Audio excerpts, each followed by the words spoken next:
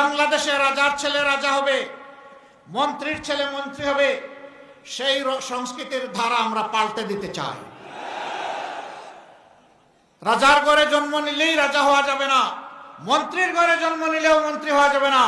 তার আপন যোগ্যতা যদি থাকে, সে কেবল এই কাজের জন্য নির্বাচিত হবে।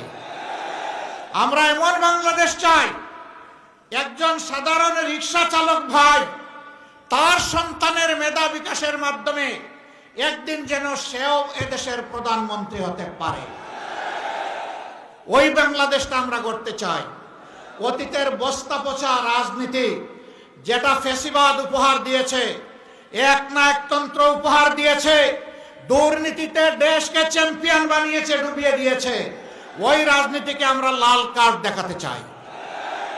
আপনারা প্রস্তুত? আলহামদুলিল্লাহ। আমাদের কাছে হিন্দু, মুসলমান, বৌদ্ধ, খ্রিস্টান সবাই সমান। এই আসমানের ছাদের নিচে আর এই জমিনের বিছানার উপরে বাংলাদেশে যারা বসবাস করবে, আমরা তাদের সকলের সমান অধিকার নিশ্চিত করতে বদ্ধপরিকর। আপনারা আমাদের জন্য দোয়া করবেন। ইনশাআল্লাহ এই কাজে আমরা এগিয়ে যাব, কেউ বাধা দিয়ে আমাদেরকে আটকাতে পারবেন না।